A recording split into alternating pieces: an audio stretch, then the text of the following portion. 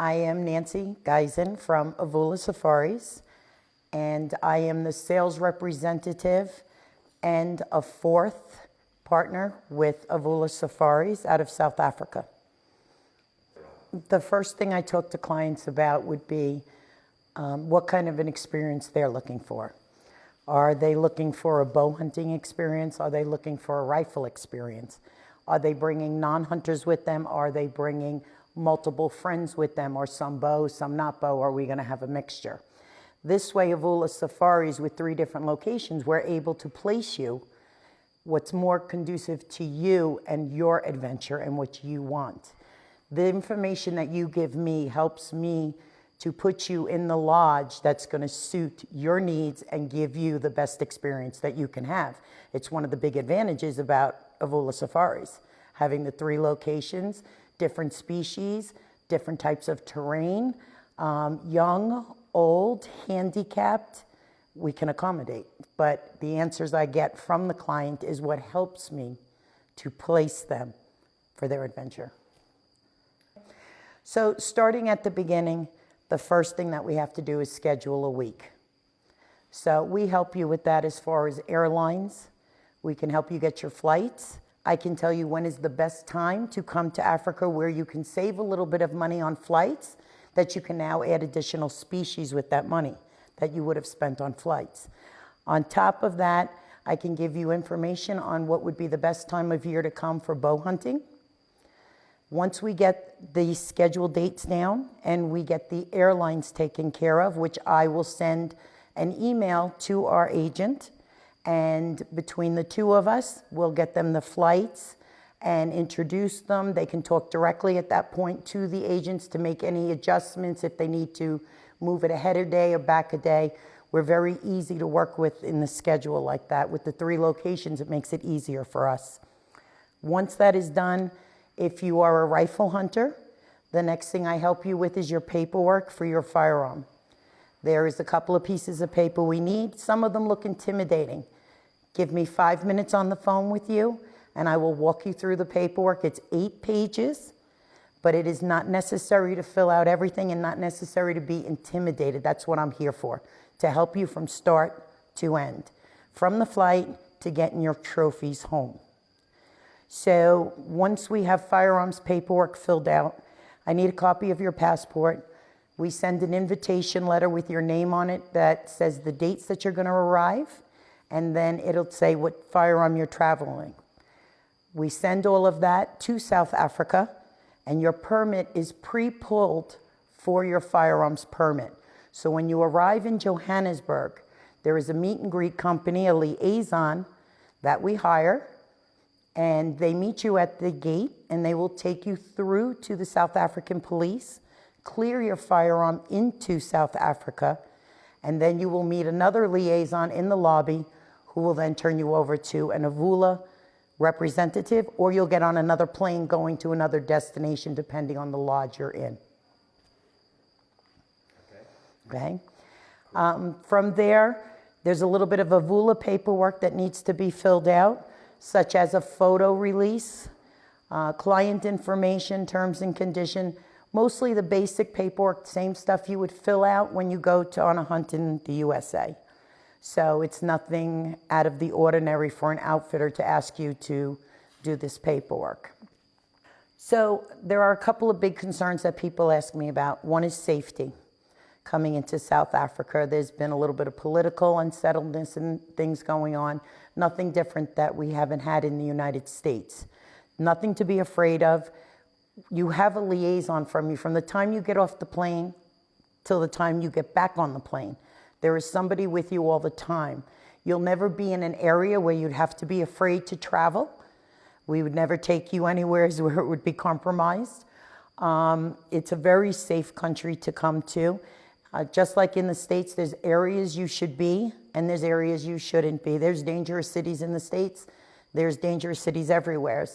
But there is no safety problems here. We've never had an issue. I don't know. No, that's good enough. That's good enough. That addresses the question. Maybe Okay. As far as a lot of questions are as far as medical. So Maybe say it Oh, sorry. There is a lot of questions as far as medical history, shots, things like that. In South Africa, it is a disease-free area, so there are no malaria pills needed, there are no shots needed. Personally, I would recommend, and Avula recommends, that you have a tetanus shot. But you shouldn't travel on any vacation anywhere without a tetanus shot. Most people have it up to date, but that's really all you need. You don't need any shots, no malaria pills, nothing.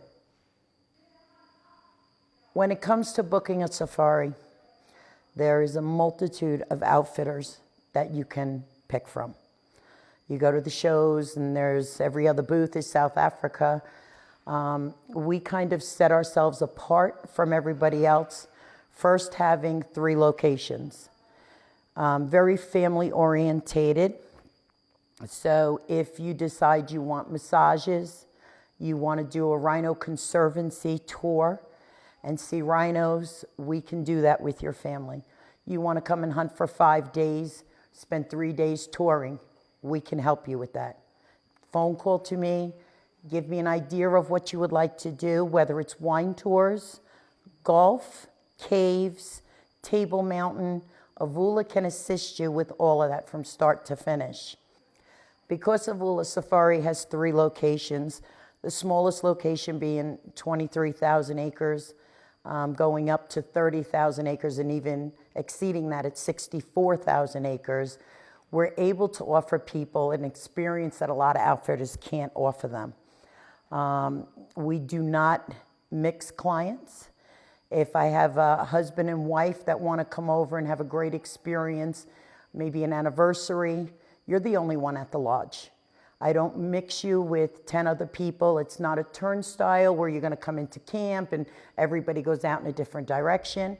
If you feel, though, you want to build a group, invite friends, invite work associates, we can accommodate up to 20 people at any of the lodges. We prefer to keep it more personal. For us, it's about the adventure. Yes, we're there to hunt and we're looking for trophies. However, pulling a trigger, releasing an arrow is 30 seconds out of a 7-day safari or a 10-day safari. What happens all around that? How do I get there? What do I do to get there? How do I get my gun there? How do I get my bow there? How do I get my animals home? That's what I'm here for. Lean on me.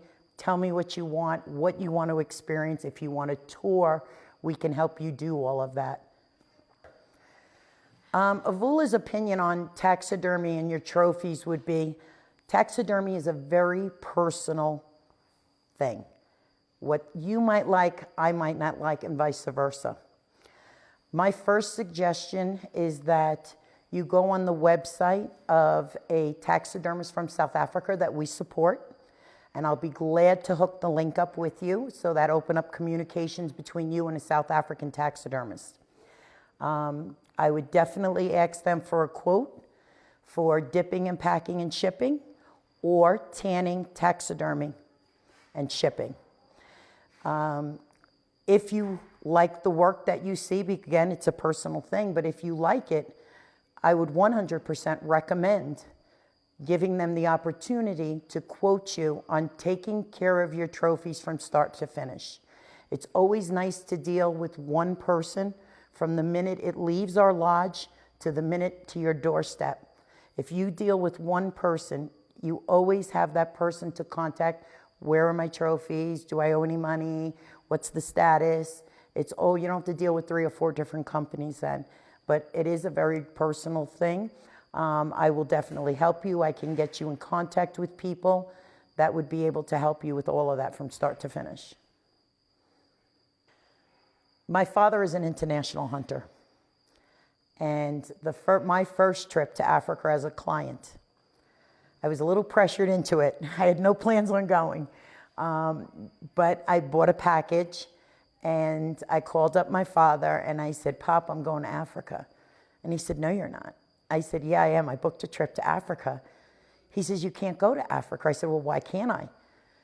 He said, "It's too expensive, Nancy. You can't afford it. There's too many hidden fees." Well, the first thing I told him is we had a problem because I worked for him. And if I couldn't afford it at the time, he wasn't paying me enough money. But beyond that, Africa can be as economical and as expensive as you want it to be, the adventure you want to have. As far as the hidden fees are concerned, I think the hidden fees are because outfitters do not educate people. We're not that way. That's why I am in the States. That's why Casey is in the States. So that you have a contact and we will help you for every step. We feel a knowledgeable hunter is the best hunter. Never ever do I want a client to come home and say to me, how come you didn't tell me? I educate you from start to finish. You will go there with the knowledge you need and have the answers you need as you go through the process of your hunt, because I'm going to tell you that. Again, there's multiples of species. You have over 40 species, and you can build your package. We'll help you build the package. Give me an idea of the budget you want to spend. I will get you there with a handful of species that you will come home and be proud of. It's okay. That's okay. I've been in this business for 9 years. I am actually blessed. I love getting up every day and doing what I'm doing, helping people live their dream. Because I feel whether you're a blue-collar worker or whether you are a businessman, business owner, everybody deserves the opportunity to live their dream. And that's what I'm here for, to help you. I've got a lot of outfitter friends in the United States, from bear hunting to wolf to whitetail. It just goes on and on. And when you look at the value of an elk hunt, let's say, versus South Africa. When you go on an elk hunt, right now, a good elk hunt will run you upwards of $7,000, if not more. Right now, a good elk hunt with a reputable outfitter will run you about $7,000. You get to a lodge.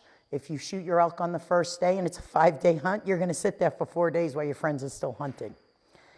The exciting thing about Africa is for $7,000, you can shoot a multiple of animals. And on that journey to harvest those animals, around every turn is another adventure. You might be there shooting some small plains game, but around this turn is a herd of Cape buffalo. Around this turn is a rhino. It's amazing. There is always something to live and something to do. You're not sitting in a lodge. Your success rate is at least 80%. There's no doubt about it in South Africa. The game thrives here. In an elk hunt, you know, calling them in, waiting for them to come. They can't come within range. You might go home with nothing. At least in South Africa, you can come with an idea of what you want to harvest. If Mother Nature doesn't present an opportunity on a specific species, around that bend is another species. So there's always a success. There's always an accomplishment. And the accomplishment for the hunter is that they've lived an adventure with multitude of animals at an economical price. Let's talk about non-hunters a minute. So at Avula Safaris, we have a lot of accommodations for the non-hunter. I always recommend that a non-hunter, whether it's a wife, a child, a girlfriend, goes on the vehicle with the hunter. Again, there's so many photo opportunities around every bend that you go to sit in the lodge and have a spa or a swim, which you can do, is great. But you're here for the adventure. Let's get out there. Let's see the animals. Let's, watch a herd of springbuck run and take pictures, come around this corner and see a Cape buffalo standing there, chewing something and the drool running down his mouth. And it's just exciting, even if you're not hunting. Also the camaraderie on the vehicle when your hunting partner, who is hunting, harvests something. It's always great to be able to, joke with people and high five and, what a great time. So we do have spa accommodations if the ladies want to stay home or the men. Back at the lodge, we have pools. There's pool tables at some of the lodges. There's tours that we can take women on locally in towns if they would like to do that. If they'd like to do something further out, we can plan a big 5 park with a little bit of a drive, but get them there, let them see the big 5.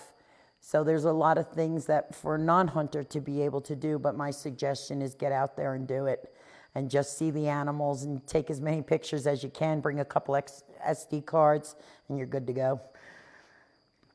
One of the big things in South Africa with having so many species and opportunities available to the hunter is that we all have to remember we're here for a reason.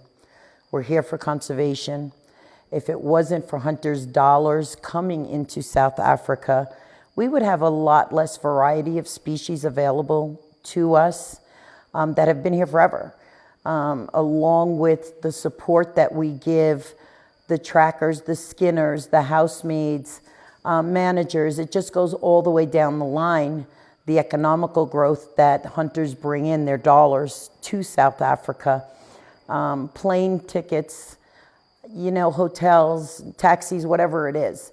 As far as conservation goes, we're able to regulate a species on our property.